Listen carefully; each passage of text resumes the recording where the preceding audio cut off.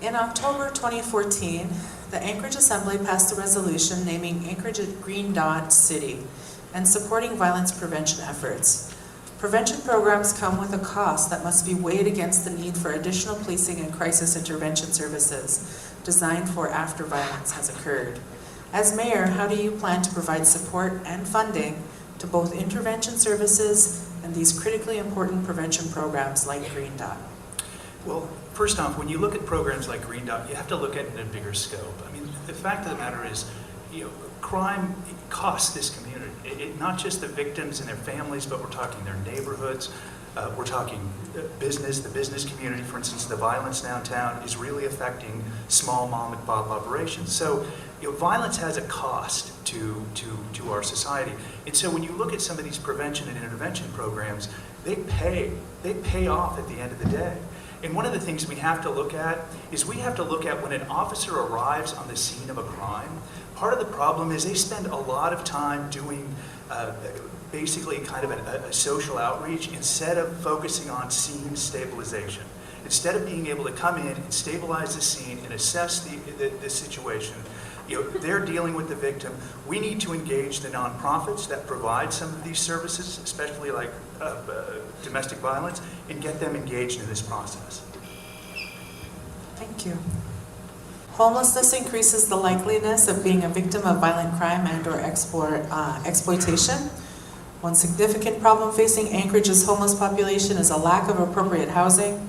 Recognizing the imminent economic strain on the state and municipality, what is your plan to address this problem within the continuum of detox facilities, residential addiction recovery, housing first options, particularly to ensure that Carlick Manor is able to maintain operation and affordable housing for low-income individuals? Well, first off, wet housing works. One of the things, and you'll talk to police officers about Carlick Manor, is the calls to that area have been significantly reduced. And one of the things is that Carlick Manor has made it a policy to take care of any problems within the building. And so the police aren't called anymore. They have the incentive and the motivation to take care of their own issues. So wet housing works.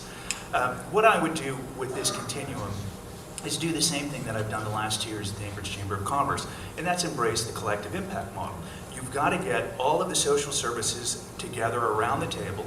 You have to bring in the Alaska Mental Health Trust Authority that has land, state and city health agencies, and you have to attack this problem with a long view. And we're talking about having detox and rehab and job training all in one specific area. And it's proven that when you have social services concentrated in one area in downtown, in any city, you have public safety problems. You need only turn on the news in recent weeks to become concerned about gun violence in Anchorage. What is your plan for reducing gun violence in Anchorage? Well, I think it's been more than recent. I mean, certainly over the last few years as president of the chamber, I've seen it downtown, and I've seen it escalate downtown and around town. And the key has to be a multiple-pronged approach. I mean, the first thing is you have to staff up the police force. There's no question. But aside from that, education. I mean, we have to make that link, and over the last 2 years, I've been the chair of the 90% by 2020 initiative that's gathered education leaders around the table. And so suddenly, for the first time in history, you have Campfire talking to Boys and Girls Club, talking to Junior Achievement. You have the pre-K people talking to the university. And we have to realize that it starts with education. And we also have to realize that when you talk about public schools, and that's where 93% of the kids in this city attend public schools, when you talk about education, you have to start to realize that there are factors outside the four walls of school that have a significant impact on education, and those have to be addressed for a healthier community. As mayor, I'm curious how you plan to incorporate mental health, behavioral health services as an avenue for addressing violence in Anchorage. Well, excuse me. I think it's a huge issue, and I think not only mental health, I think the exposure to violence is huge. One of the things you'll remember in January where there was that really tragic scene where there was a man and woman shot in an apartment. And when I read the news story, the one paragraph that jumped out at me the most was that there were 5 kids in that apartment when that shooting happened. 5 kids. And the question I first asked myself is, what happens to those kids? What is their life like after that? And that's a common occurrence. When you go to the Council on Domestic Violence's website, there's a number there about the percentage of 3-year-olds that witness violence against a parent in a house. And the number is incredible. And those are kids that in a few years are going to show up at kindergarten and enter the public school system. And so we have got to get back to really taking a look at the impact of violence on kids and really addressing that through education and through leveraging nonprofits that are already doing good work. Many of our community strategies to address violence focus on dealing with the immediate and long-term aftermath of violence that has already occurred. But in order to effectively reduce violence, we must focus on primary prevention, or stopping violence before it ever occurs in the first place. What is your understanding of primary prevention strategies, and which strategies would you prioritize for Anchorage in your role as mayor? Well, excuse me, I think you have to take a multifaceted, comprehensive approach. You have to become proactive.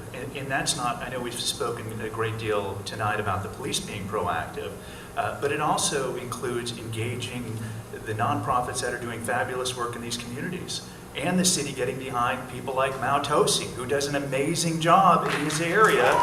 You know, I mean, putting on after-school programs and cultural programs and events like this. This is where the city needs to step up. And really, what I'm worried about over the last 2 years on working on diversity issues here is about a year ago at the Chamber, we gathered the leaders of about 12 different ethnic communities around the table. And we started talking about the individual challenges that their communities have. And it was amazing because when you look at Anchorage and how diverse it's getting with the Somalian population, the Sudanese population, the growing Hispanic and Korean. I mean, all of our populations are growing, but yet their needs are really all aligned. I mean, and those 3 needs are affordable housing, education, and economic opportunities. And so it's not just the police getting into the communities, it's City Hall backing cultural programs, it's City Hall making the space available in community venues for different cultures to meet and celebrate. It really is not just the police getting proactive, but City Hall and the nonprofits getting proactive.